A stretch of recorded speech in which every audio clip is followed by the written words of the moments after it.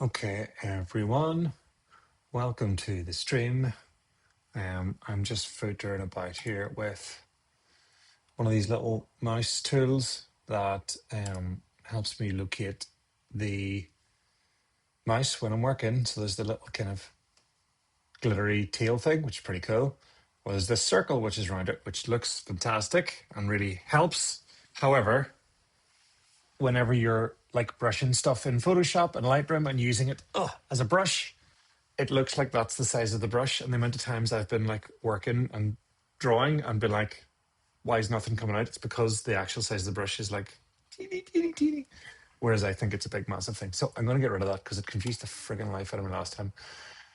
Ring, you can go away. Click feedback, keep you cursor trail, keep that on. So it means when I click something, it's not working. Great. Click feedback, ring, spotlight, click sounds, cursor trail. Maybe it'll work, whatever. But anyway, all good. So I'm just giving a little bit of time for people to roll in.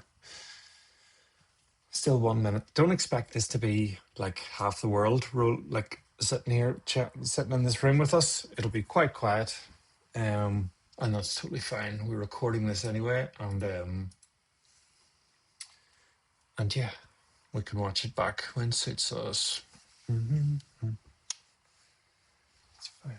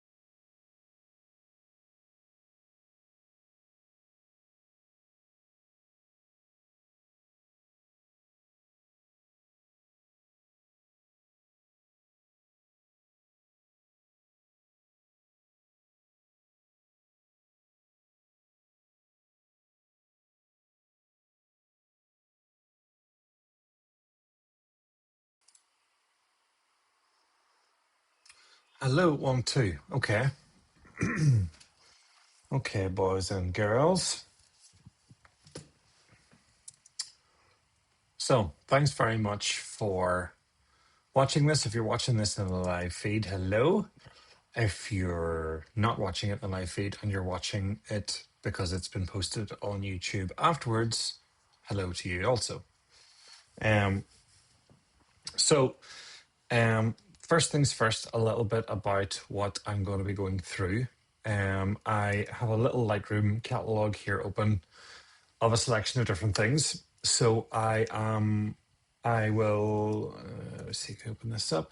So I will firstly, I have a catalog of some wedding portraits open. These are indoor, and some of what I'll be doing with this is applying my coloring to them, balancing the light a little bit, doing a little bit of Photoshop extending and retracting and stuff.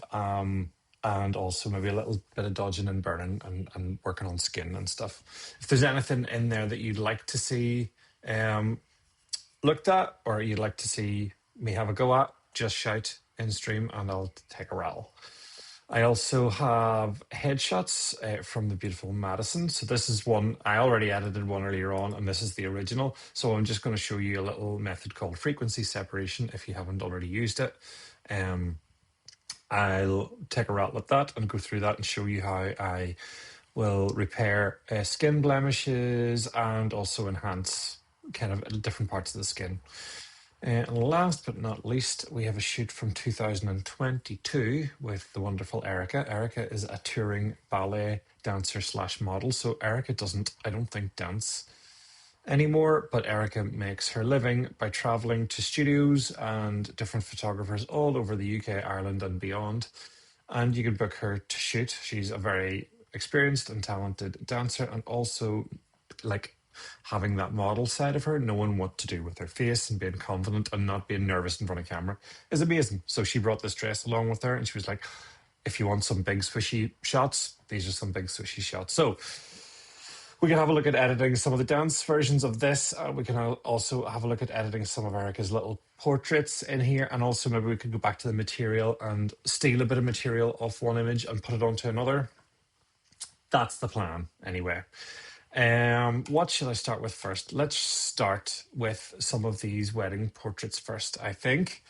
This is from, I don't know when, maybe it'll say here, 2024. So this is a while back. This is Bellingham Castle. This may well have been a nice day, but I decided that we were going inside to do these portraits anyway. It kind of depends on the vibe of the couple. These two were happy to pose, so I was like, let's make something big and grand for them. So this is the original image that came out of the camera. This is how it looked. We can zoom in a little touch. This is there's no filters. No, there might actually would have been defaults. No, nothing. Oh, maybe that's how it came out of the camera. So this is, I've shot this so that I don't blow out any of the highlights on her dress or her face, and with the idea that I'll add all my coloring and fix all the different bits and pieces later. And then this is what I just edited this earlier on today on the other live, and this is what it became. So that's the before and that's the after. Excuse me. It's also worth saying that I'm editing these images for the client and for myself and for Instagram. I am by no means editing these for competition. I'm using bits of AI here and bits of cheaty technology to extend backgrounds and straighten things and do all sorts of little bits of tricks, which wouldn't be allowed in competition if that's the type of thing you're looking to do. But as far as doing them for your own portfolio and for your clients, why the heck not?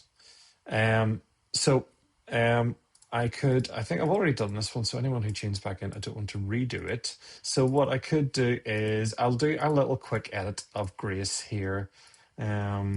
We could do one of this. This is that, let me see, can I hit reset on this one? Boom. Okay, so that's out of the camera. So problem with any of these indoor kind of shots, and what I struggle with all the time, is I will typically go into a room, I'll turn off all the lights and just shoot the window light. However, there was a nice kind of vibe happening here with the window light, and I knew, you know what, at some stage I'm going to have to go back and fix the blue light that's coming in on her and balance it up with what's happening here. So with all of these types of things, I have my own little kind of preset that I've used for ages and ages and ages and ages for all my wedding photos. And this is it here. So that's what it does to the picture immediately. I'm really, really happy with that. That's, it'll do different things to an outdoor picture. It'll do different things to a bright picture and a dark picture, but it's the look that's applied to nearly all of my wedding work. So we've applied this. We hit R to straighten it. We can also, although I don't know if this would work, it might not. What you might choose to do is, because it's kind of distracting, we might choose to take this bad boy out. There's a bit of craziness going on here, but I might just leave it. Is this straight? Yeah, I think it is. I've told Grace, I've given her a little bit of guidance to give her a little bit of shape and a little bit of hips in this, and kind of told her to tilt her head down, and she was very, very comfortable in this kind of glam pose. So I wasn't going to stop her. Is there anything else we want to do in Lightroom here? Would we lift our shadows a wee touch? Also worth saying, I use this thing here, if you can see it. This is called a Loop Deck CT. I use it to sieve through a lot of the settings and presets and stuff on my work. It's really, really handy when you're editing hundreds of photos at a time. Just sieving through them and just changing an exposure is really good, rather than going over here and trying to search for the sliders. Oh, look, we got a big cursor when we did that. Okay, it stopped. So if you see settings changed and my cursor's nowhere near them, that's why, and that's where it's coming from. Let me just move this window down here on the side a touch. Yeah, there we go. Put that there. So let's get rid of the picture frame. I think we've everything done in Lightroom I want to do. So let's right-click, edit in Photoshop. Please. Hey. Okay. So immediate quick fix. Let's just pull a marquee around it. Generative fill. Adobe updates all these flipping AI models all the time. Whichever one will let me just hit a button and get rid of stuff, that's what I'll hit.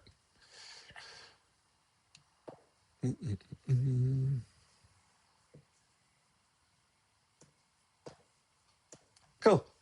Good start. Now that that's away, it kind of does look a little bit heavy at that side, so I might just crop this in a little bit.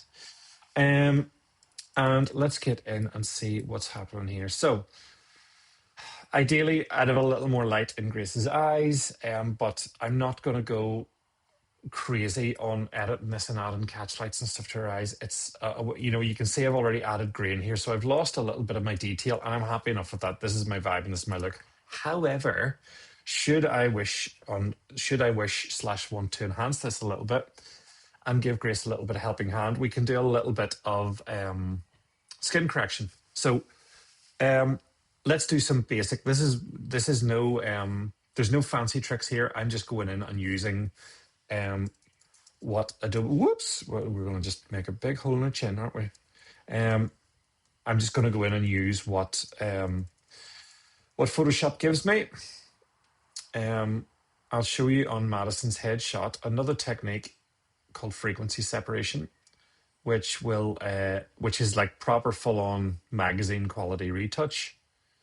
But it's quite extensive and quite lengthy. But this is just if I'm looking at the picture and I'm I'm looking at something on Grace's face, I'm like, okay, I can fix that quick. Let's do that.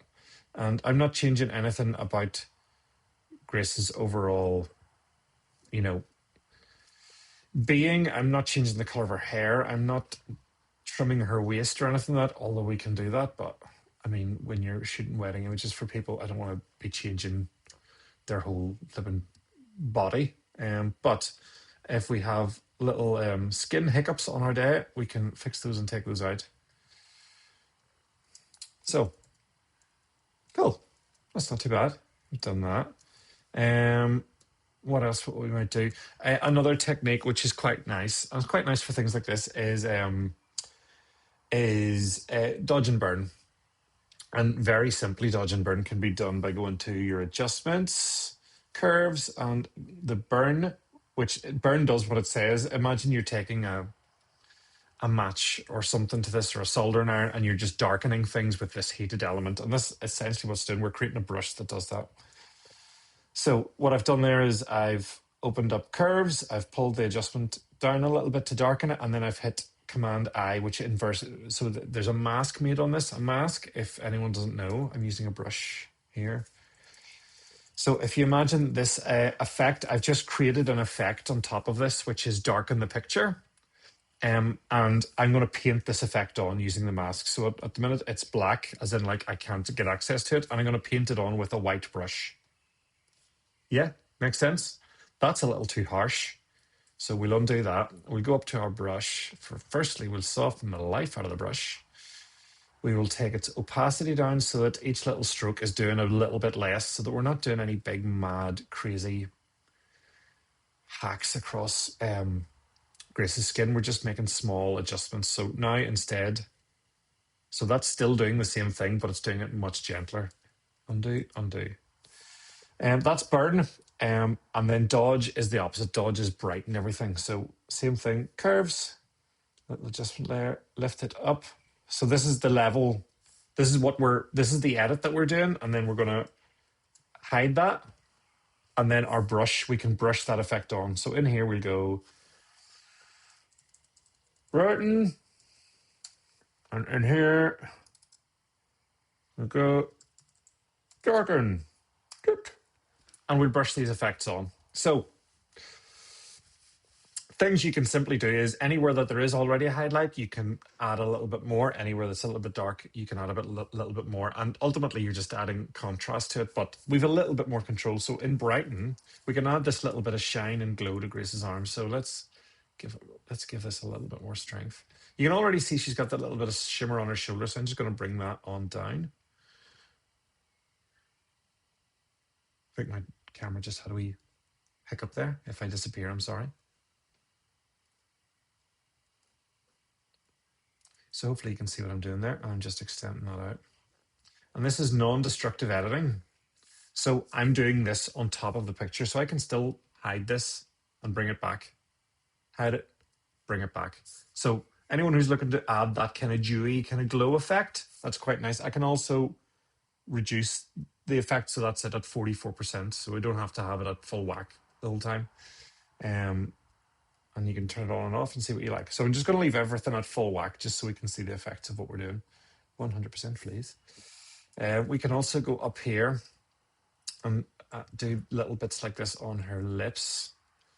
We can add a little bit of light in the eyes. I suppose we could add a little touch of light in there. It might take a little bit more power. So what I'm doing now is I'm just painting onto her face. Painting these little bits of brightness as softly as I can. What I can also do with this is lift little areas of darkness a little. So before, after. I'm just making the brush bigger and smaller with my plus and minus keys. Anything over here we would do? We could, now this isn't the most efficient way to do this, but this is essentially what this brush does is, you can go into these like darkened lines and brighten them and take them away. That doesn't really work that well. Let's get rid of that. What we might then do is if we're looking to add a little bit extra brightness, this brush isn't really strong enough. If we go to curves and make another brighter bit, so like you can see even in her eyes there, we're not, it's so dark. That's kind of where we need to go to bring the brightness up. So we'll paint that brightness into her eyes to try and bring it up.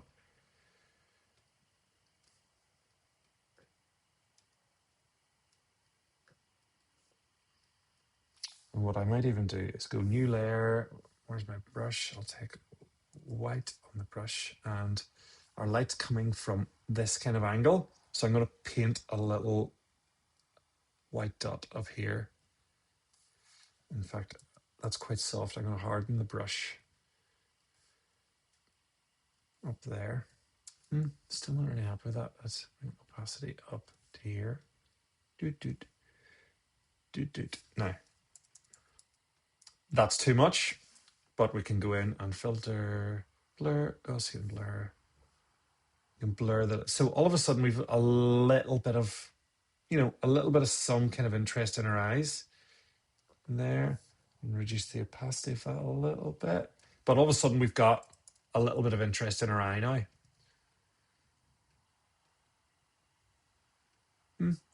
I might go back even as far as there and just bring the opacity of that down a little bit.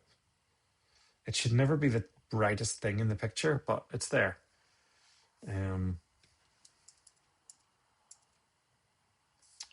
not sure about that, Yeah, let's leave it in. Anyway, that's that. So that's, no, I'm getting rid of that. That's creeped me out. Okay, so that's that. That's our picture of Grace. We might want to add a little bit, still a little bit of coldness about this side of the picture. If we wanted to add to that, again, color balance. So these are all non-destructive. I can turn all of these effects off. But I'm going to add a little bit of yellow and a little bit of red here. So that's too much. Again, turn off that effect with the mask. Let's go into our brush. Our brush is turned way up. I remember doing that.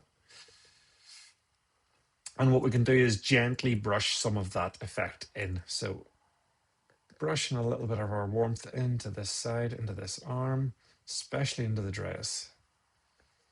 So it mightn't look like a whole pile now. And sometimes these things, you don't really see the effect of them or the impact until you turn it off.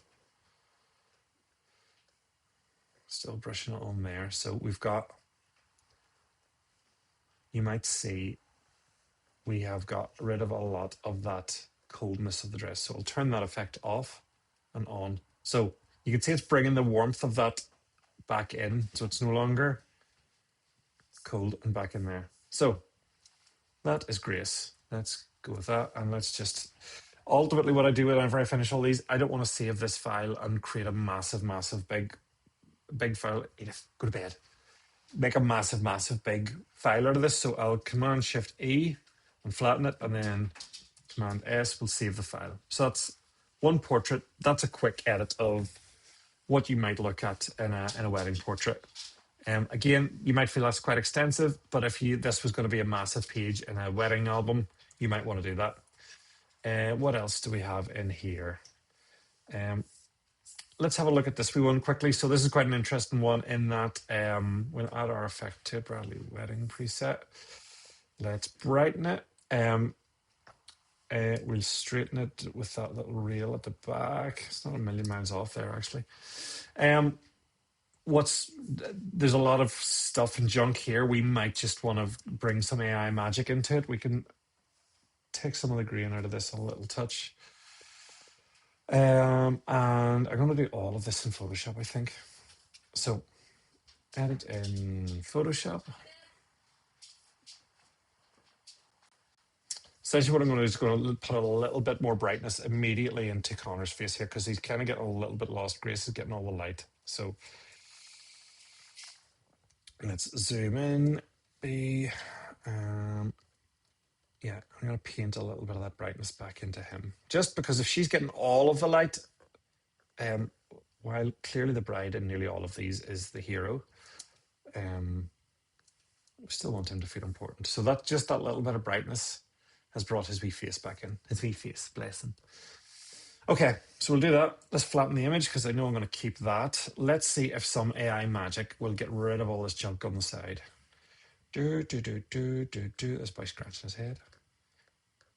This is just a busy room in Bellingham Castle, and there's a lot of furniture knocking about. And sometimes, quite often, it's, just do whatever you got to do. Photoshop, just make it happen.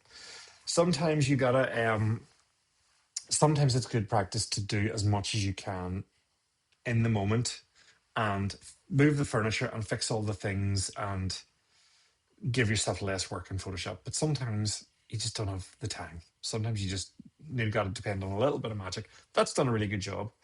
Remember, these aren't for the Tate Modern. These are going onto someone's phone, essentially. That lamp in the background, this thing here, does my head in because it's clearly everything else is straight lines. This lamp is like over like this, but we're gonna live with it. Let's have a look. That's fine. You might go in and take this out. Basically, anything where you look at these things and go, "What's distracting? What does my eye want to go to? Does it want to go to the couple? Brilliant. You might even want to look and go in and delete that lamp. However, there's going to be light flashing all over the wall, and it's not going to make sense where it's coming from. So It's probably best you don't. We'll do that, and also the wee hooks above those pictures because my eye is drawn to them. So goodbye. Thank you. Okay, so we've done that. Would we want to do anything like that? Let's paint a little bit of that warmth back in. Color balance, a little bit of yellow, a little bit of red. Brush. I'm using a graphics tablet also in case everyone feels like I'm very refined with my handling of the mouse. It ain't that. Paint a little bit of warmth back in.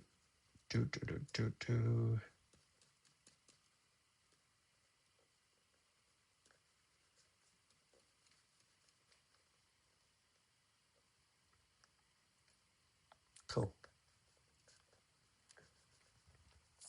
No, turn that on. So it's always good to turn these things off then on again and see what you've actually done. Has it made any difference? I'm happy with that. Does anyone else still feel this is a wee bit wonky? Like a wee bit not straight?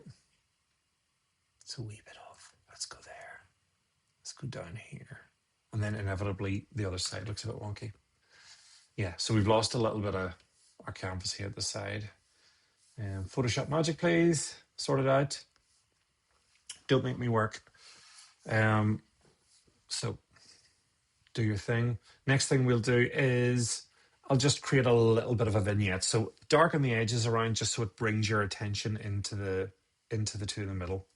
So we flatten our image again, new layer, boop.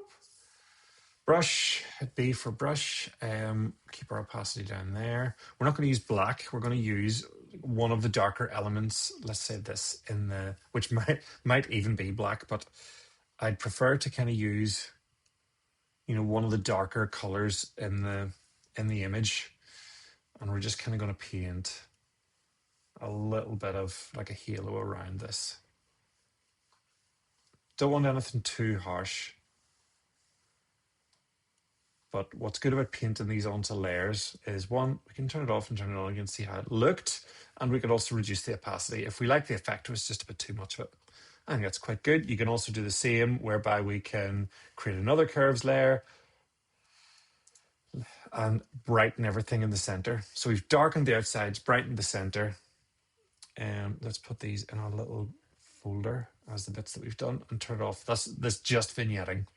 So darken the outside, brighten the center, and let's just give everything a wee touch of a lift. Happy with that. Save. So that's been my couple of edits on those. Anything,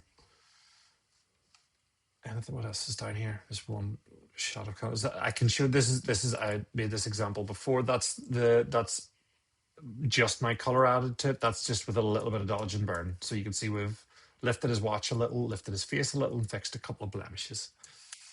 I can come back to some of the wedding pictures after if you'd like. Feel free to drop something into the comments to let me to do so. Otherwise, let's go on and do something with the beautiful Erica. So this is Erica. Again, as mentioned, first thing I do with all of these things is I'll try and straighten this as best I can. This is Catchlight Studios. Floor's a little bit warped. Otherwise, I don't think I was shooting on a kind of wide angle lens to make it warp. I quite like this. I'll fix this underwear kind of line here. I might steal some material from one of these other shots and add it to this one, just to give it a little bit of drama. So, but first, we're gonna get rid of the lights, get rid of the legs, the light stands, and extend the background. So we'll do that first. Again, all by the magic of Photoshop. So right click, edit in, Adobe Photoshop.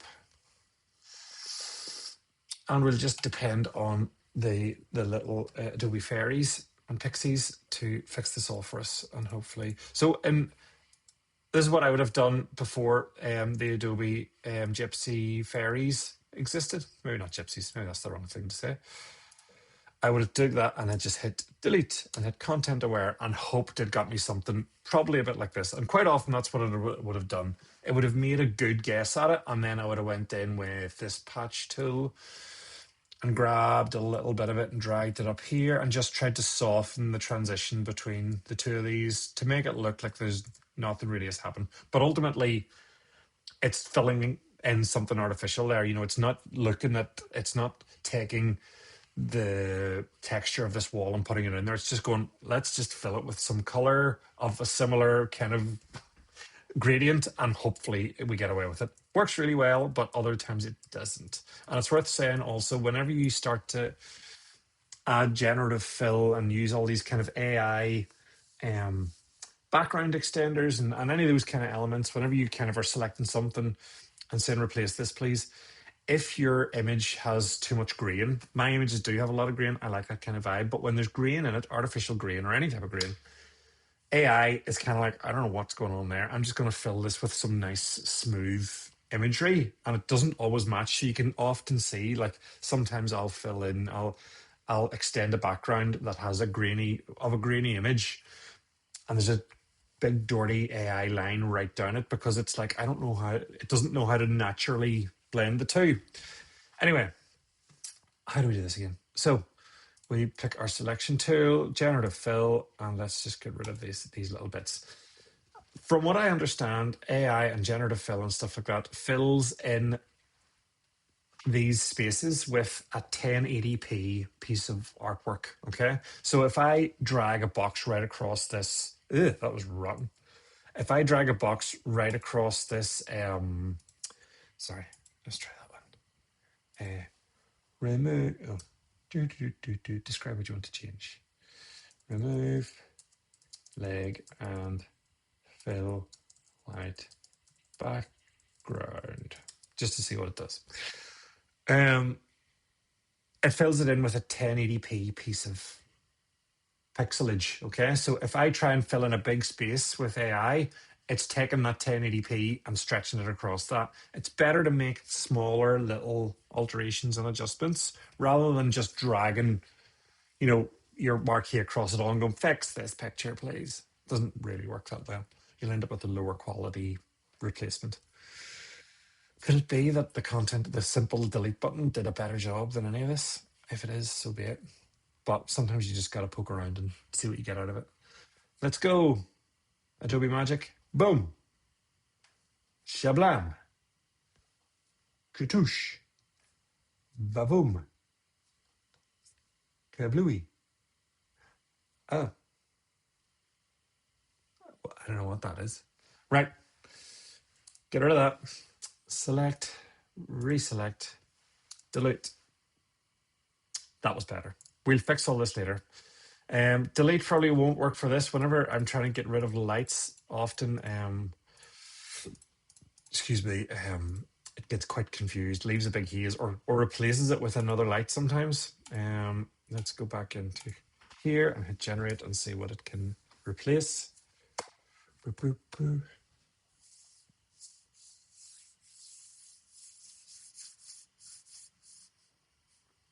Can you guys even see? Oh, you can. Oh, yeah. Okay. Not too bad. We need to do the rest. Ultimately, we'll have to clean all of this up.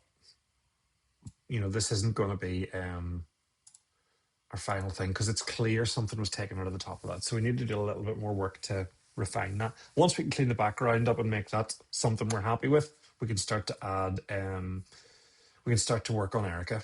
And this kind of has been the bane of my life for all dance kind of stuff, is fixing backgrounds. Because whenever dancers, it's okay when you're dealing with the little ones and the little legs, but when you can see here from where I'm shooting from with Erica, I'm pretty much lying on the ground because it makes her look tall, makes her legs look long, makes her whole body taller and longer. Dancers will be much happier. If I stand up at 6'2" and shoot on wee Erica, she's going to look toady. So shooting up low makes all the difference. That's been quite good. What could we do? Let's flatten all of that stuff, make a new layer.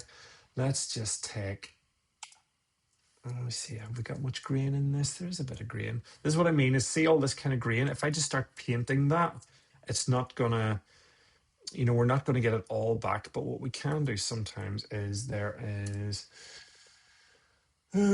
background smoothing, which is quite good.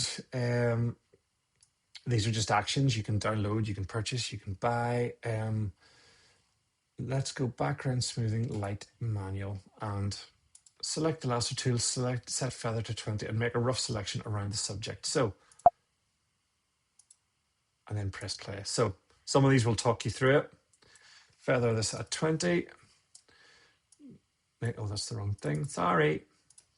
I'm going to take my graphics tablet because it's easier to draw with, and we'll make a rough selection around the subject. Sometimes this doesn't work either, but it's good to kind of know that these tools are here. And sometimes what you can just let it take the brunt of the work out of it for you, and then you can try and fix the rest.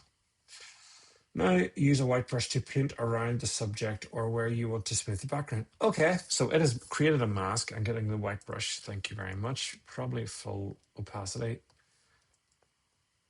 So you can kind of see where it's blending that background in. Now it's slipping a little bit into Erica, but we can fix that. Not to worry.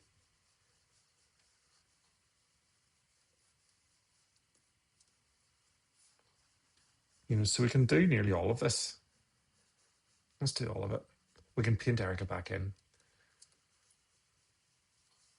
I'm often not a big fan of these super clean backgrounds because they just don't look really. Whoops, sorry, Erica. Yeah, so we can paint. I've just changed the color of the brush to paint back what we've deleted there.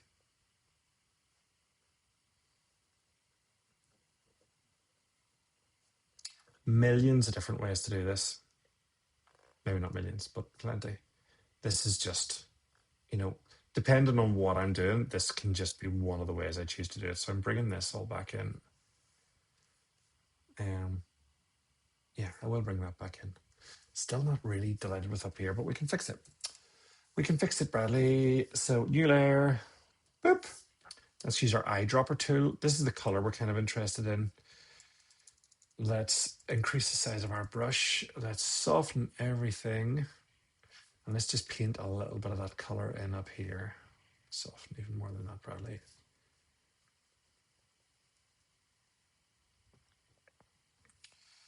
Let's take a little bit of color from up here and paint that in. Ultimately, we're just trying to smooth everything and ease the transition between all these colors.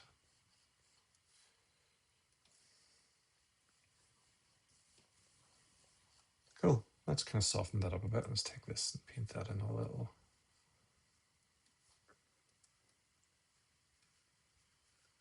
So I'm aware I'm painting over here at the minute, but I can do what I was doing before.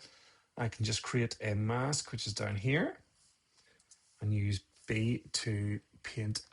B is for brush. We can paint black onto that mask and just remove the effect where we don't want it on Erica. Still quite a soft edge brush so that we can't see the transition. And so you can see it there a little bit. Let me do this kind of roughly. You can just go around and make sure that you've removed all the elements of that kind of background fixing. Don't want to lose any detail on our model. That looks quite good now. Yep. And then we'll just increase the size of the brush, hardest way down, and we'll just do a little light kind of smattering around there just to, there's a little bit of haloing going on there. Let's get rid of that. Brush opacity down. I'm just trying to reduce the effect of what we've done. I'm quite happy with that. That looks good. Cool. Back away out from, oh, actually, when I back out, there's still kind of a little bit of, yeah, listen, it's a good start. We can go through and smooth all this out, but I want to kind of concentrate on our model for a second. So let's flatten our image all back down and let's go in. So we'll use a couple of our tricks to, oops. Oh, this might be a good time. Let's fix that underwear line first. So let's just go around here. If we didn't want to, we could do this way. If we didn't want to start adding little bits of AI into this, we can just, go in and steal a bit of material from here. Let's take that. Let's go Command J, which puts that on a new layer, and we can just start to kind of creep this bit of material in. That makes sense? Now, you'll see there's a little black line, a little bit of black line of shadow under there. You might want to add that to give it the realism. You know, it looks like it's been added. It looks fake there. However, if I was to go in and let's see if I take, there's the color of the shadow. Where's our brush? Why can't I not see the brush? Oh, because it's massive. There it is. So if I was to take this and just slowly to brush that little bit of shadow in underneath.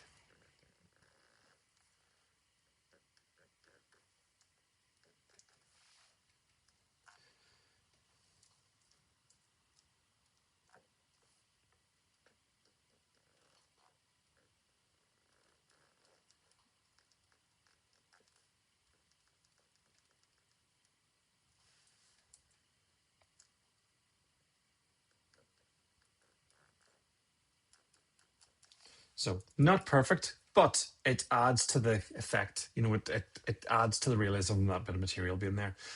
Let's flatten this all and let's show you the magic of frequency separation. This is a great skin retouching and softening tool. You can go in and learn how to set this all up. However, there are lots of little actions pre-made for you to do this. I bought this one, I think, from Flern. I spent a lot of my flipping adolescence on Flern just learning Photoshop. Uh, you just go through. I know that by my settings, essentially what I have to do is blur this photo so that I can kind of lose skin texture. What I just want is the color of her skin. And what frequency separation does is it separates this image into two layers. One is color and one is texture. So what I can do on this layer is I can take this clone stamp tool and I can go through and clone these little imperfections out. So these little spots, these little bits of skin grooviness that appear day to day on loads of people, we can paint those all out, get rid of that, get rid of that, get rid of that. I would tend to leave these little marks on Erica alone, but if you so wished, in you go.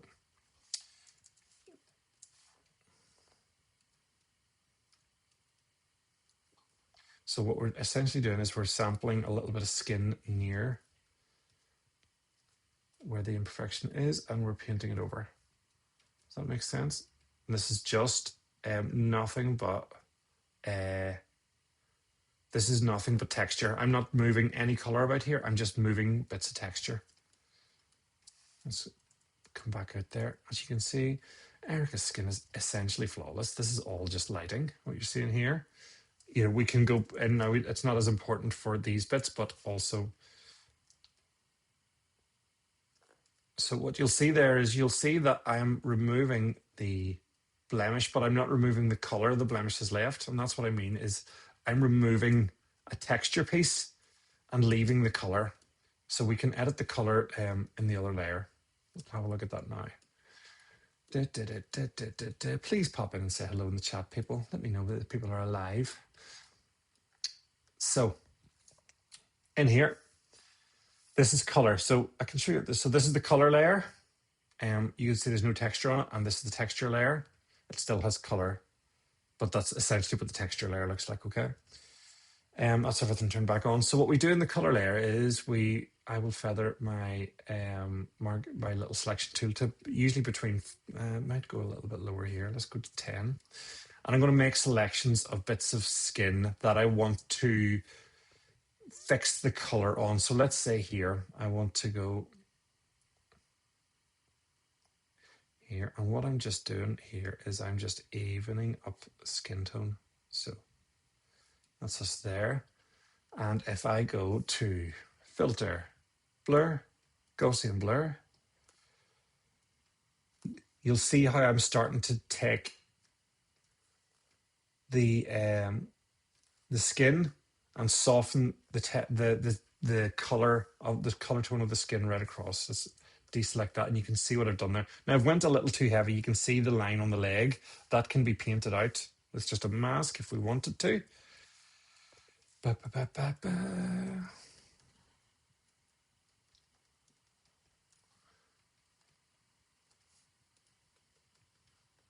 Oh no, we can't do that. Of course we can't do that, Bradley. Let's go back and redo that. So sometimes when you get too close to the edge, that's what happens. So let's go and blur that again. Blur, Gaussian blur. Let's take that down a little touch.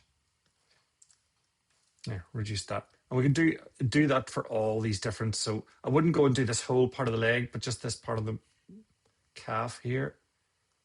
Go up here, round, filter, blur, Gaussian blur. Okay. And we can do that with all of these just little bits here.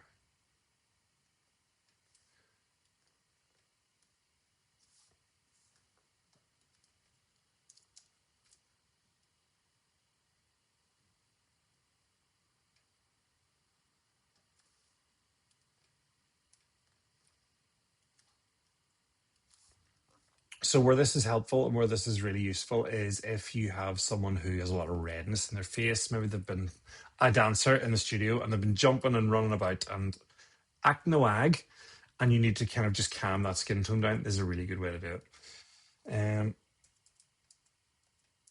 Cool. That all looks really good. We can then go in with dodge and burn, adjustments, curves, dodge and burn. Let's go up here and let's make another one. Go down. This is a really good technique for amplifying. See those muscles across the legs? Now, I'm not amazing at this, but I'm just showing the technique. We're just kind of amplifying what's already there. So I'm going to run with the wrong brush. I'm going to run. No, too bright, Bradley.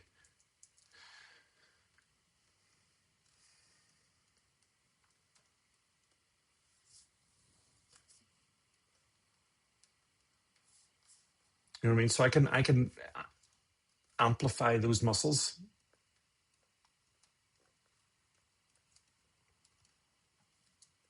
Do it here also.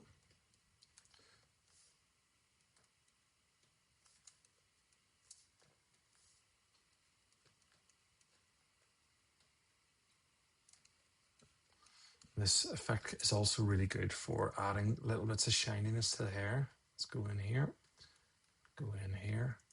We can do this on her jawline, add a little bit of muscularity here. You know, so we're just helping everything that's already there.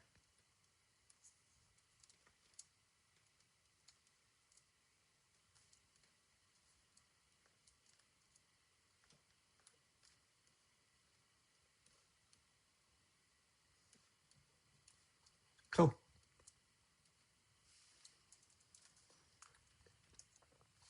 So I can get rid of,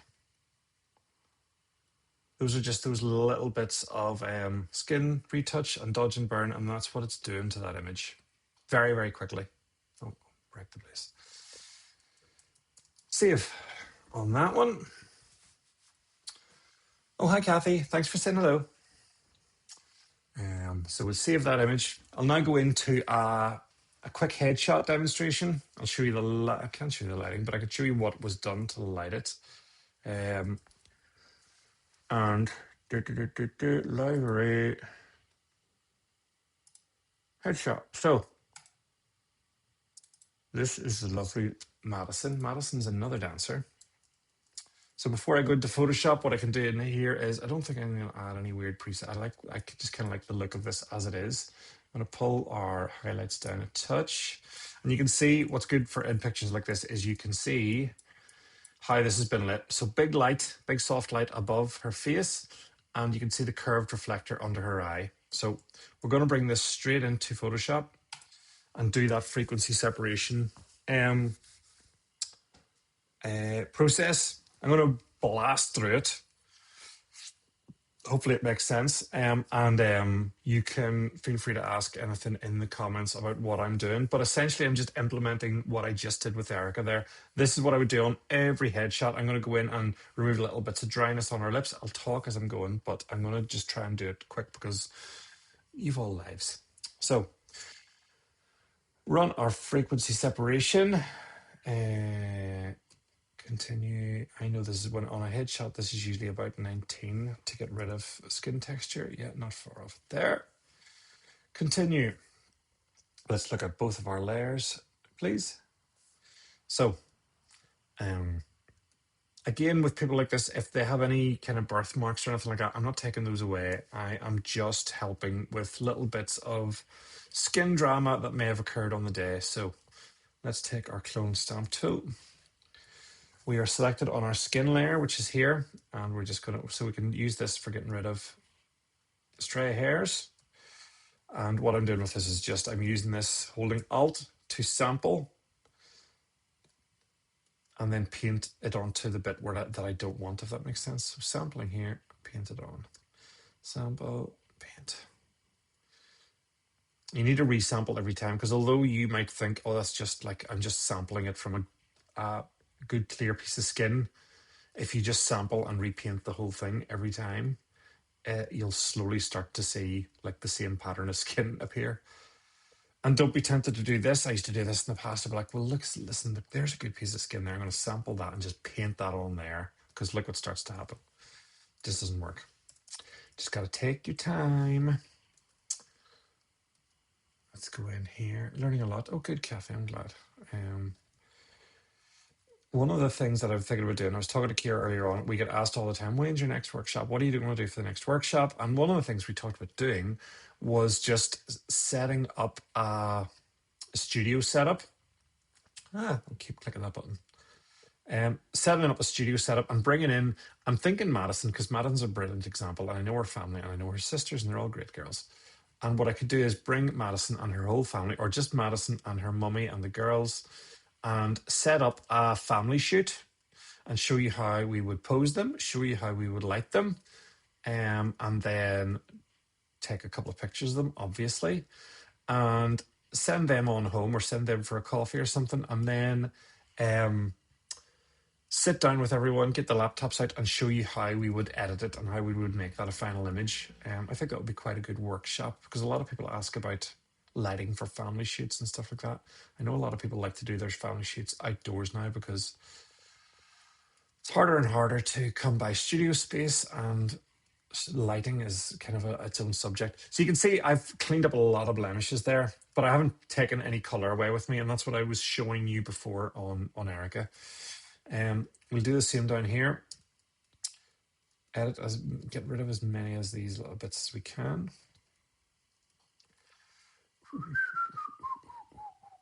I'm glad you liked the Flash Workshop, Kathy. It was really, really well received by plenty of people. And again, it's one of those workshops, it's hard to pitch. Everyone has different levels of understanding a lot of these things. So, it's hard to do something that works for everyone. So it's nice to get the feedback. Again, just blasting through a lot of this. I mightn't always take all of these little bits out. Sometimes I'll go in and I'll do a little bit here just to remove that. Kind of a little bit under the eyes. Yeah. Can we go in and fix these lips, Madison? I don't know what was happening this day, but let's see what we can do for you.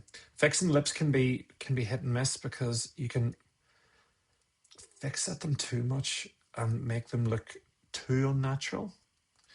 You don't want to do anything whereby people just look immediately to it.